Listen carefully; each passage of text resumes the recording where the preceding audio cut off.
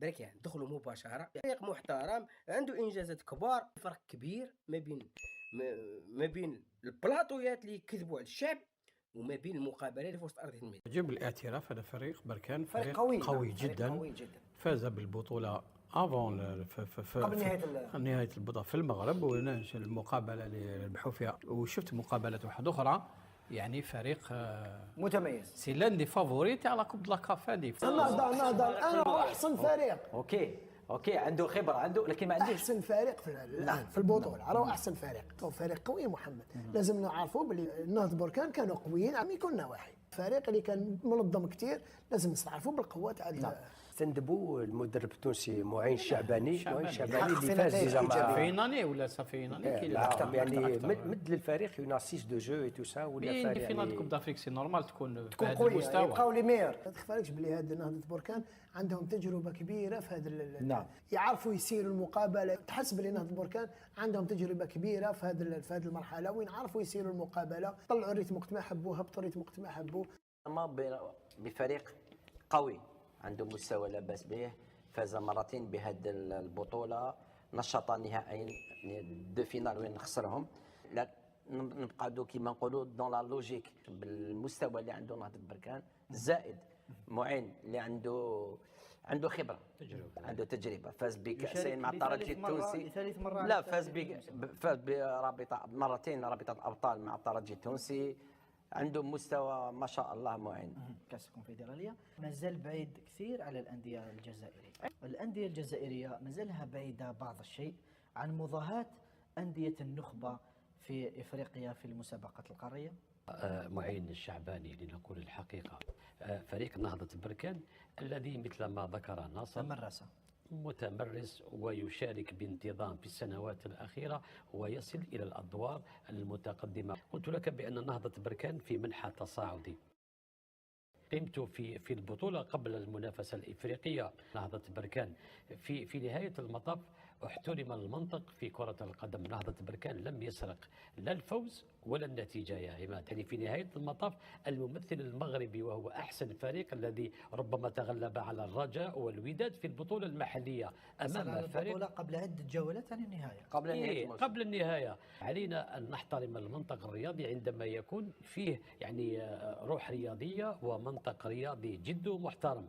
نقعد في كلام فريد اللي هو منطقي في كرة القدم، فيه أشياء ربما اللي يدلك حدود. يعني المستوى اللي ظهر به نهضة بركان، اللي كانوا في المستوى أداوا لقاء مميز، اللقاء اللي سيروا به اللقاء نهضة بركان، لكن عرفوا كيفاش يمتصوا، مشاو على دي ترانزيسيون، تحولات، سيروا اللقاء. لماذا لا نريد أن تتطور كرتنا؟ علاش علاش حابين انه كرتنا تتطور رغم انها راهي تلهف في اموال طائله جدا، والمستوى من سنه الى سنه المستوى يتراجع، ورانا رايحين نحكيو في الركا، والعنف يتصاعد، تراجع مستوى رهيب.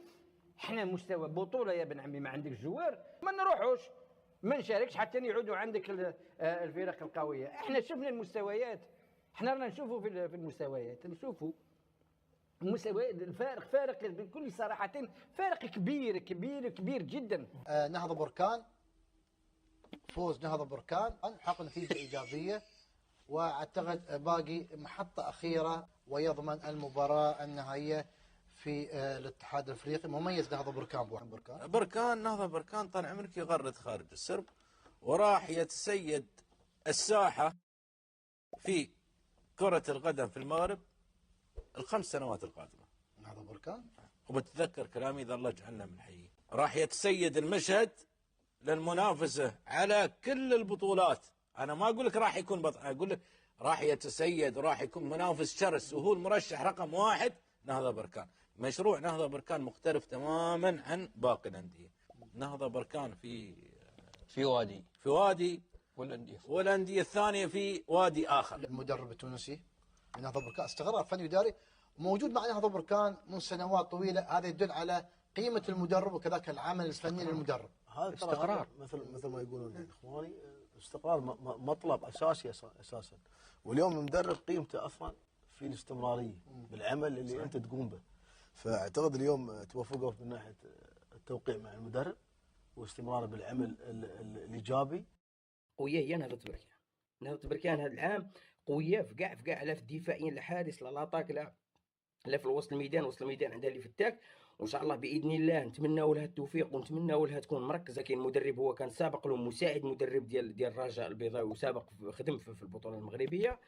مي نتمناو ان شاء الله نهضه بركان يمشي، ما نتمناو لهم التوفيق ونتمناو حتى الجمهور ديال نهضه بركان سوا اللي في اوروبا سوا اللي يمشي ويساعدوا الفريق. بنادم راه يمشي نورمالمون هذا الفريق هذا يساعده يوقف معاه يشجع عادي. خصك تمشي واخا تمشي غير واحد 100 ولا 200 دير شويه ضجيج دير شويه حس بان انا رانا كما يقولوا رانا هنا وكلنا نهضه بركان. الاعلام بغى يركب على القضيه ديال الملعب. دروك غادي ندخل على القضيه ديال الملعب راه لاكافيه اللي تحدد يبارطاجيو هذاك الشيء ويقول لك القجاع راه داروا منا وبدل.